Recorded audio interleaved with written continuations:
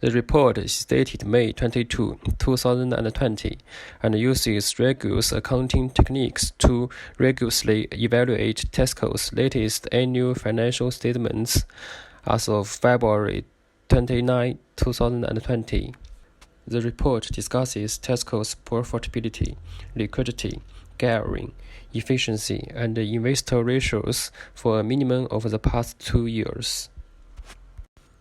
At the same time, the report made some speculations and analysis of the reasons for Tesco's changes at certain stages, and discussed the limitations of the ratio analysis.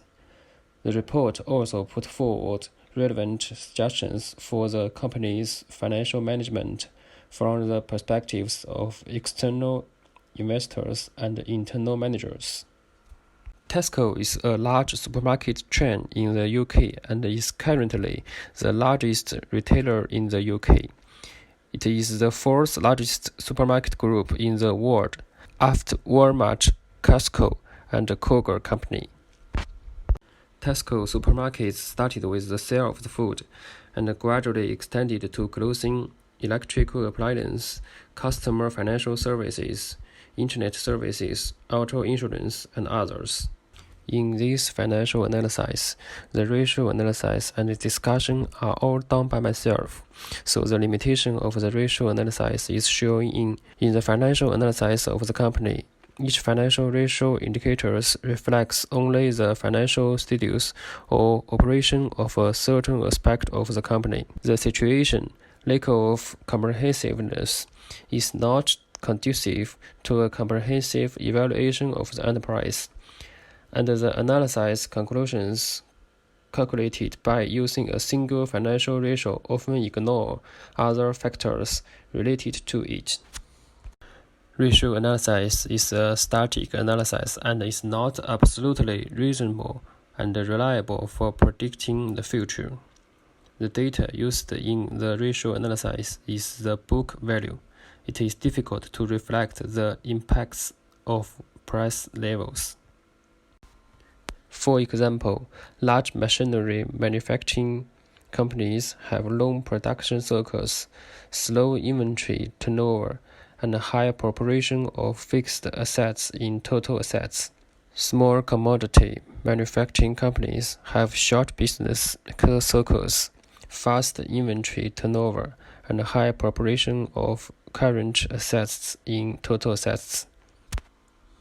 If they neglect their differences, a comparative analysis of the financial ratios of the two is prone to erroneous conclusions.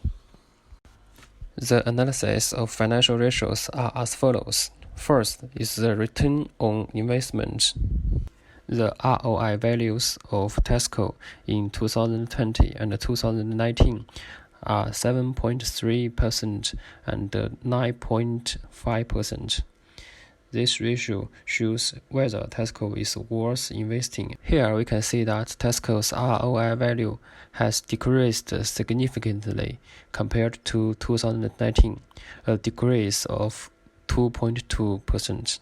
By comparing the 2020 financial report with the 2019 financial report, we can see that the main reason occurs in Tesco's exceptional items and amortization of acquired intangibles.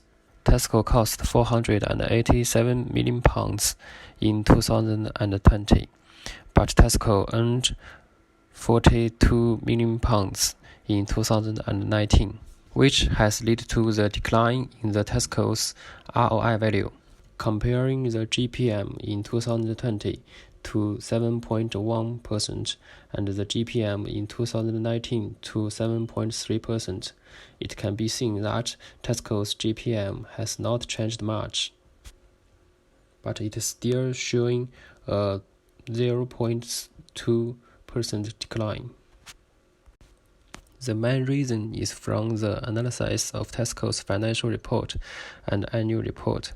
The reason is that amortization of Tesco's special projects and purchased intangible assets has increased significantly in the 2019 2019 to 2020 fiscal year.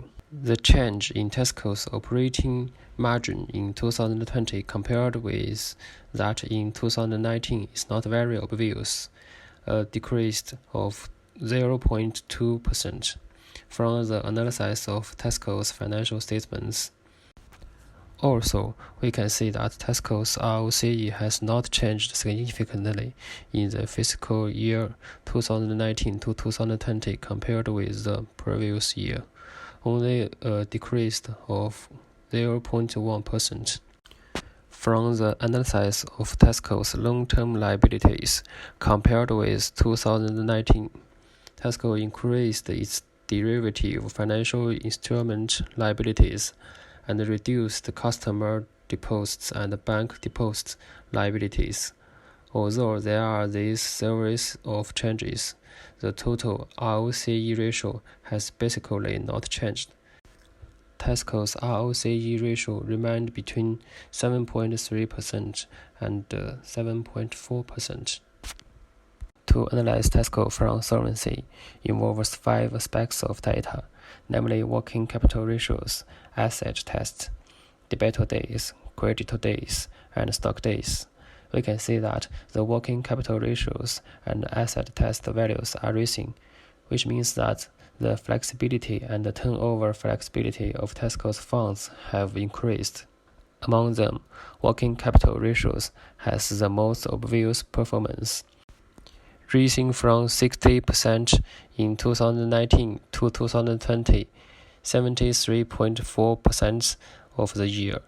The 3 data debtor days, creditor days, and stock days are showing a downward trend, which shows that Tesco can recover the account more quickly and pay off the arrears to the suppliers more quickly. These 5 data indicate that Tesco's liquidity have further improved, and the company has the ability to make better use of funds.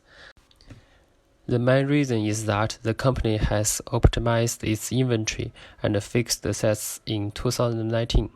Analyze Tesco from gearing ratios. We can see that both the gearing ratio and the interest cover have not changed much in the past 2 years, but they are showing a decreasing trend. Tesco's asset liability ratio has been maintained at a relatively high level, which also makes the company's long-term solvency and requires a large amount of expenditure for shortage and transportation. From the analysis of Tesco's investor ratios, we can see that because Tesco has no new shares in 2019, Tesco's DPS, DPR, and other values have shown a clear upward trend compared with 2019. On the one hand, it is because Tesco's business is stable and developing well, and on the other hand, it is because there are no new shares issued, and the company is also willing to share profits with shareholders. From the analysis of overall financial statements, Tesco's financial situation is relatively good. Tesco has further improved the liquidity of assets through the rational management of inventory and other methods, and increased the turnover rate of funds so that it can use the existing funds more reasonably. At the same time, Tesco did not issue new shares in 2019, which also made Tesco's stock value increased, and the company also shared more profits with investors.